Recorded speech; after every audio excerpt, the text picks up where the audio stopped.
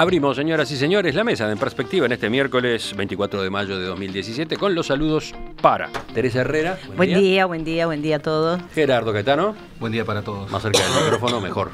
A ver. Ahora sí. Estupendo. Guillermo Fossati. Buen día, ¿qué tal? ¿Cómo les va? Y Rafael Porcecani. Buen día para todos. Ya empezamos. Primer tema.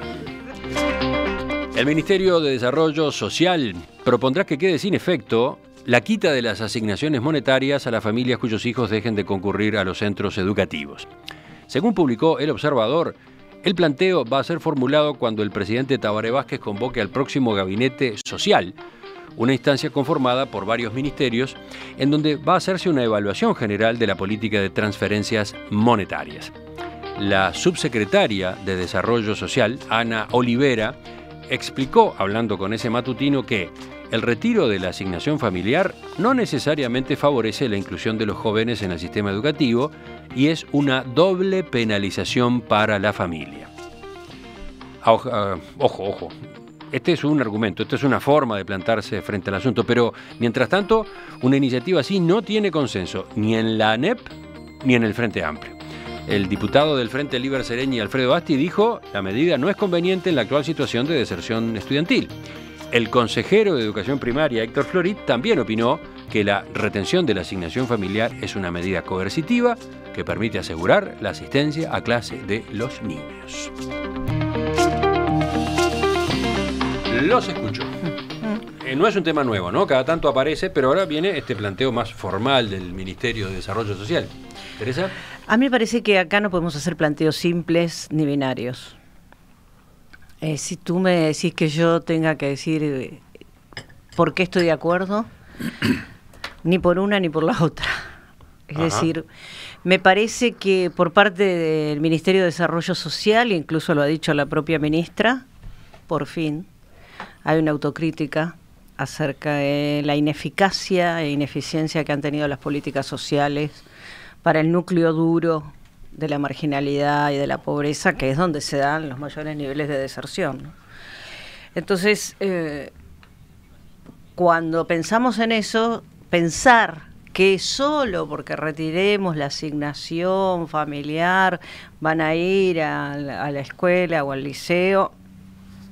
Y yo recién pensaba, cuando tú decías que Florit decía que, recordaba varios comentarios. Digo, ustedes saben que yo trabajo bastante cerca en esa zona, digo, por ahí no yo directamente, pero sí en proyectos que tienen que ver con eso, donde, por ejemplo, quien va a controlar por qué los gurises no van a la escuela o al liceo es el policía comunitario, porque la ANEP dice, no, ¿cómo va a ir el policía comunitario? Tiene que ir otro, ¿no?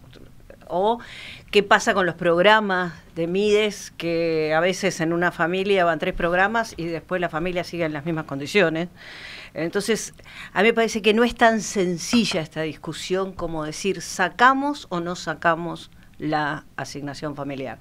Me parece que es un problema mucho más complejo que tiene que ver con cómo se abordan estos núcleos duros de marginalidad, de pobreza, y que no alcanza con hacer una sanción pecuniaria, ni tampoco garantiza el pago de la asignación familiar que ese gurí concurra, aunque no se haga la sanción. Concurre, sí, ¿por qué concurre? Por la sanción, bueno, bárbaro. ¿Y qué pasa con el resto del entorno familiar? ¿Qué pasa con el rendimiento escolar de ese gurí, con sus formas de aprendizaje, etcétera? Entonces me parece que es un tema bastante más complejo que solo esa discusión. Guillermo. Bueno, es decir, yo tengo una diferencia de posición con respecto a la que está planteando Teresa, es decir... Por suerte. Creo que es un mensaje... Tenemos que discutir, la idea es discutir. Creo que es un mensaje, y es un mensaje importante, y como tal, digo...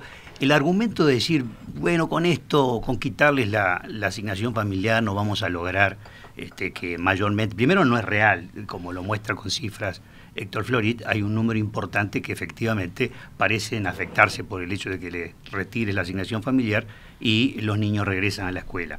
Ese es un primer punto, pero yo voy más allá de eso, es una señal importante que tenés que mantenerla, es decir, efectivamente tiene que haber una contraprestación porque es una manera de compromiso y es un compromiso que transmite sobre todo un valor concreto que es el de la educación.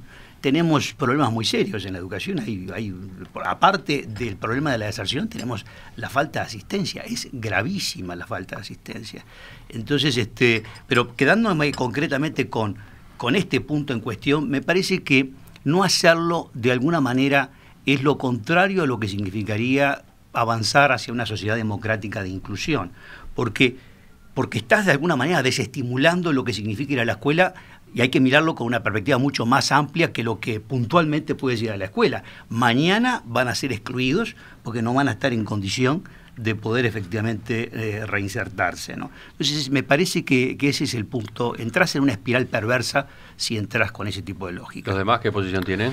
Bueno, yo, después de haber leído los materiales un poco que acá desde el equipo de producción nos suministraban, básicamente artículos de prensa y demás, me hice una pregunta. Y esa pregunta es, bueno, ¿pero qué dice la academia al respecto? Porque me parece que esta es una discusión donde la academia tiene que dejar sentada su voz. Pueden ser voces, es decir, digamos, pueden haber voces discordantes, que muchas veces las hay en estos temas también dentro de la academia. Pero acá las ciencias sociales tienen que tener un rol. No puede ser que los únicos que salgan a hablar públicamente sean políticos puros. Marina Arismendi, Pablo Mieres justo es una mezcla, pero que yo sepa no ha estudiado este tema a fondo. Es decir, acá hay que estudiar, hay que hacerse una pregunta muy concreta de investigación, y es ¿cuál es el efecto de quitar las asignaciones familiares por incumplimiento de esas contrapartidas? Y en base a lo que se detecte y se concluya, tomar las medidas del caso. Porque yo no lo tengo claro. Sí está estudiado, y de eso en América Latina lo atestigua, sobre todo en los últimos tiempos, que las transferencias de ingresos tienen un efecto positivo, incluso a nivel social en general, pero incluso sobre la asistencia. Yo consulté a Andrea Vigorito, la economista, para venir a esta tertulia. Andrea Vigorito es una estudiosa de esta clase de temas. Me decía que las revisiones sistemáticas dan que las transferencias aumentan un máximo de 6% de la asistencia en países que parten de niveles menores, así que Uruguay no estaría mal.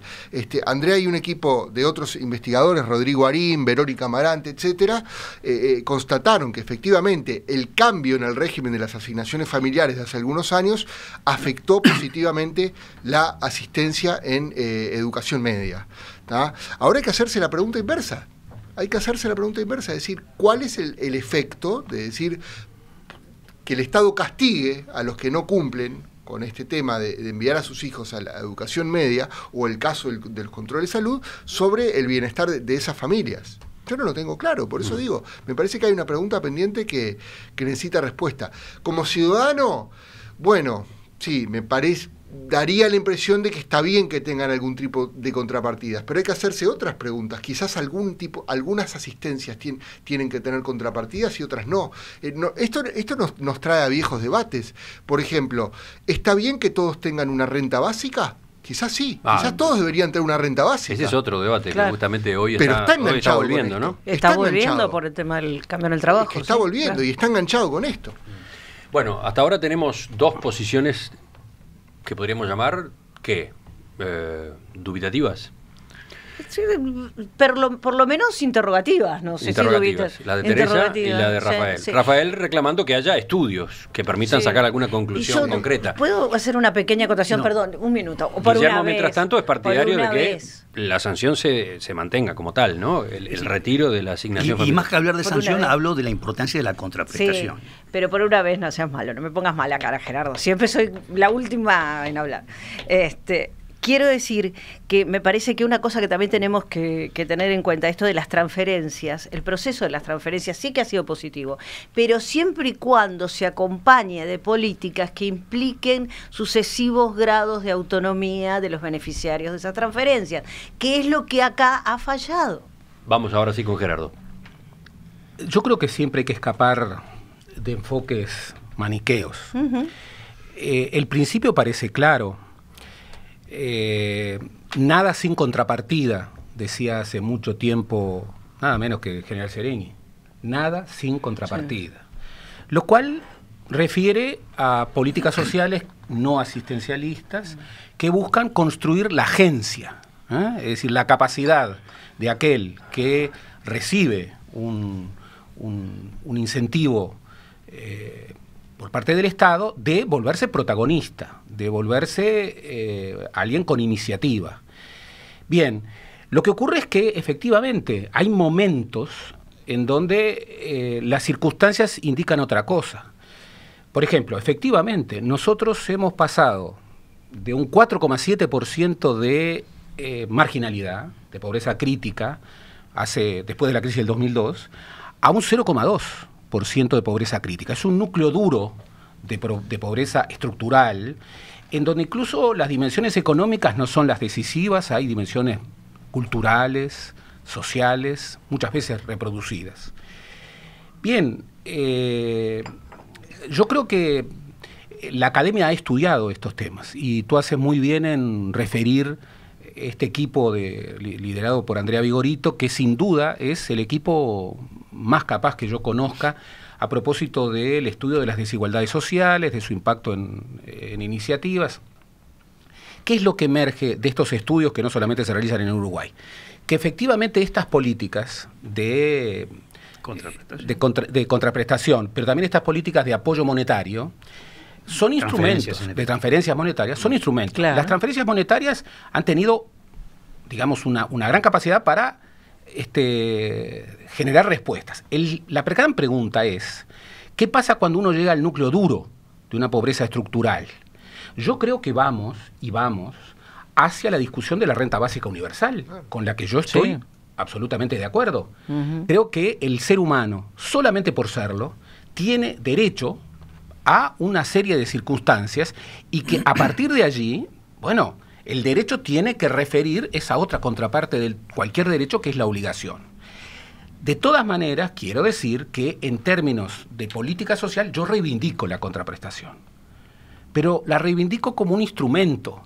Tengo una excelente opinión del maestro Florit, y cuando él dice, miren, este instrumento ha servido y no hay que transformarlo, no hay que quitarlo, bueno, yo le doy mucha trascendencia, porque él está en el campo, porque él de alguna manera está midiendo este tipo de asuntos y puede tener una aproximación extraordinariamente real. Lo hizo con cifras aparte. Lo hizo con cifras. Ahora, lo que no me gusta es esta consideración que tú decías, una consideración política, genérica, sobre el asunto. No está dicho que, digamos, la transferencia monetaria sea puramente asistencialismo, pero tampoco está dicho que para reivindicar a los pobres haya que darles transferencia monetaria sin contraprestación. ¿Qué es lo que digo? Actuemos con pragmatismo. Tal vez en algún momento en donde estamos tocando sectores duros de pobreza estructural, bueno, haya que continuar pragmáticamente, pero el principio tiene que seguir siendo un poco para romper ese criterio de asistencialismo, bueno, generar agencia, generar protagonismo, generar que aquel que recibe una respuesta del Estado, bueno, tenga la capacidad de tener una contrapartida. Viene muy matizada la discusión. Hay un aspecto que es importante, porque claro, estamos mirando todo este tema focalizándonos en un lado de la moneda, que es el lado de la demanda. Es decir, estimular la demanda para que la gente acceda y vaya a la educación. Y nos estamos olvidando del otro lado de la moneda, que es el lado de la oferta, que es los cambios que se tienen que dar en el sistema de educación pública para hacerla más atractiva, para que efectivamente se convierta en una mayor atracción y deseo de ir a la escuela. Es decir, ¿qué está pasando o qué está sucediendo de alguna manera que expulsa, que no se convierte en lo suficientemente? Y eventualmente para determinados sectores de la sociedad, la escuela tiene que acercarse bastante también a una función social. Sobre todo el liceo, Guillermo, porque acordate que la asistencia a la escuela es casi universal. El gran problema del Uruguay es la educación media en eso. Pero este problema de la deserción de la que está hablando Florit también refiere a la escuela. Florit, de hecho, a los últimos años. Claro. Está bien lo que tú decís. Hay muy poca deserción en la escuela. Casi todo el mundo termina la escuela. Está bien. Bueno, pero hay repetición. Está bien. Hay repetición. Y hay extraedad está bien, pero entonces hasta con más razón, porque tú cuando pensás en la educación media, por el solo hecho de la edad cronológica que tiene el alumnado, tenés que pensar concretamente, bueno, ¿qué te sucede a nivel de la oferta pública en materia de educación que es poco atractivo, porque si tú tienes una serie de elementos que contemplan una variedad de necesidades, eventualmente vas a ser, en vez de ser una fuerza centrífuga, vas a ser una fuerza centrípeta, vas a atraer en vez de expulsar. Y eso es un elemento que es importante, porque todo el razonamiento se hace por el lado de la demanda. Que repito, está bien lo que a decís, mí me pero parece fíjate que está bien lo que decís, pero ahí ya el foco ya no planteás el problema ya no es cuánto le das a la familia de asignaciones familiares o le dejas de dar. No son excluyentes. Estás hablando de otro problema. Pero no son excluyentes. Ya no estás poniendo todo el foco ahí. Pero Guillermo, yo ahí no son excluyentes. Las transferencias en efectivo cumplen una función, pero como uno de los argumentos que está planteándose, por el cual lo están llevando al Gabinete Social, este planteo, que no es nuevo, porque Marina Arizmendi ya lo viene planteando de hace tiempo, la pregunta también cabría pensar por qué lo trae ahora, ¿no? En el marco de tanto ruido que está teniendo en este momento y cuestionamiento del propio Ministerio de Desarrollo Social y las políticas sociales, ¿no? Sale por la tangente y trae este tema. Pero ese es creo otro que tema. si mal no recuerdo, creo que ahora en junio es cuando es el momento de en cobrar. que viene la supervisión. De la decisión, exacto, claro. exacto. Yo ahí De las ahí, decisiones Guillermo, del BPS. además. Tengo un matiz. Exacto. Yo creo que este tipo de asuntos no. La regla de la oferta y la demanda no nos ayuda a entender este tipo de asuntos. Porque esta es una regla del mercado y el mercado no resuelve per se la pobreza, la exclusión. Yo creo que hay que pensarlo desde la perspectiva de los derechos, que implica siempre la contracara de la obligación. No hay derecho sin obligación, ni obligación sin derecho. Y esta es la clave Claro, totalmente de acuerdo, pero construcción de perdón, derechos. pero si lo vemos en términos de oferta y demanda, ya es como que nos estamos inclinando hacia una mirada. No son hay que caminos pensar. excluyentes. El de la oferta y la demanda puede tener un sentido pragmático, operativo, por el cual logras un resultado. El que tú decís de los derechos, comparto plenamente, que es un tema. Porque esto nos lleva hacia otra discusión más importante. Todo niño y toda familia tiene derechos inalienables que debiéramos como sociedad asegurar, garantizar, por lo menos en términos de igualdad de oportunidades en el arranque. La renta básica universal, repito, a la que vamos a ir, porque la transformación radical del trabajo, del lugar del trabajo en la nueva economía, hace que el vínculo de las políticas sociales con el trabajo esté fuertemente cuestionado, y entonces hay que buscar otra referencia para las políticas sociales de cualquier Estado. Lamentablemente, una de las razones por las cuales eventualmente vamos a ir hacia la renta universal es porque vas a tener una cantidad de excluidos con toda la dinámica. Pero ¿y por qué de pensarlo de modificaciones esa en el mundo manera? del trabajo. ¿Por qué pensarlo de esa manera? ¿Por qué no pensar en una nueva sociedad en donde el lugar del trabajo cambia y radicalmente en cuestiones que tienen que ver con los derechos? Por ejemplo, en el siglo XIX los trabajadores decían 8 horas para trabajar, 8 horas para dormir, 8 horas para vivir. Esa utopía, ¿la hemos concretado? Bueno, yo confieso que no. En mi vida no. Tú sabes que uno de y los... hoy es desaprensivo, por ejemplo. Tú decís que trabajás más de 8 horas. Por supuesto, por supuesto. ¿Y ese trabajo no es placer? A mí me gusta lo que hago. Estoy complicándolo claro un poco. Que sí, pero volvamos a pensar, por ejemplo, ¿es irresponsable rediscutir la jornada laboral en este nuevo contexto económico? Lo están haciendo las sociedades desarrolladas. Lo están haciendo las sociedades desarrolladas. Perdón, a eso yo me refería cuando quería decir que es un tema mucho más complejo, porque además, si nosotros, yo estoy de acuerdo, por supuesto, que tiene que haber contraprestación, que hay, Claro. ¿verdad? Que hay derechos y Es un deberes. principio. Y es un principio, pero también tenemos que pensar que el escenario es distinto. Que estamos en un mundo con un cambio vertiginoso en términos de lo que son todo lo que tiene que ver con relaciones estructurales. Entonces, me parece que, y eso también explica, entre comillas, de alguna manera, no del todo, el fracaso de esas políticas sociales para poder romper esos núcleos duros de exclusión. Uno podría llenar de lamentables anécdotas esta mesa, ¿no? Y decir cómo hace un trabajador, una trabajadora social que va a trabajar a un lugar donde arriba de la mesa hay armas, está la boca de venta de droga y está toda la familia metida en eso. Y no están preparados los trabajadores sociales además para eso. Entonces, en realidad, y bueno, y ahí hay niños, y ahí hay... Entonces, digo, lo estoy poniendo como ejemplo de situaciones que que lamentablemente se veían venir, ahí la academia advertía, Sí. pero Juan Pablo Terra, pero los Mabel políticos y las políticas miraban para cualquier Pero otro Teresa, lado. ¿me permitís? En el Uruguay, ¿cómo iba a pasar eso? ¿Me permitís? Yo sí así como la contraprestación forma parte de un principio, yo sí creo que también hay otro principio.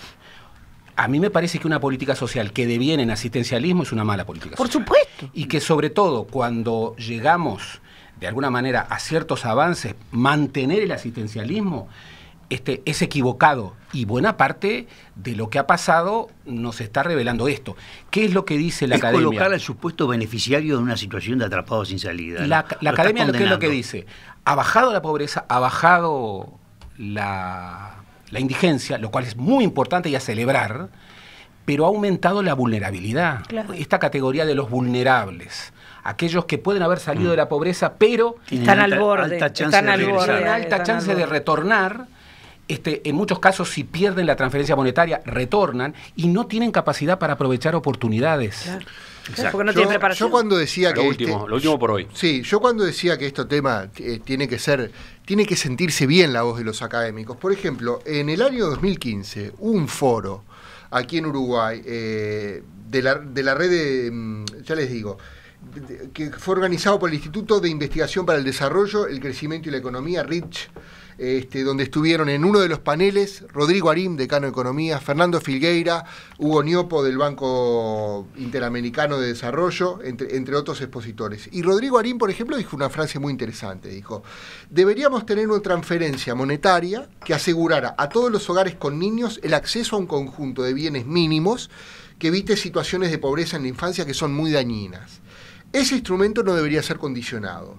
Esa podría ser la asignación familiar que hoy tiene condicionalidades, dijo Arim. Podría haber además prestaciones con exigencias y sin exigencias. Pueden haber de las dos. Hoy tenemos solamente una.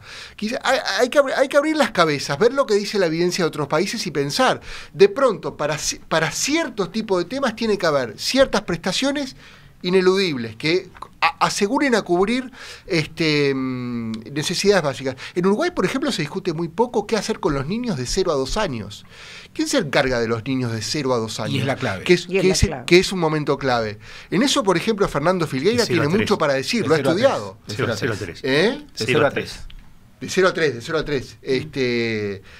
Pero Fernando Filgueira, por ejemplo, es un tipo que tiene mucho para decir. Entonces, hay que abrir las cabezas y escuchar a la academia también en estos temas.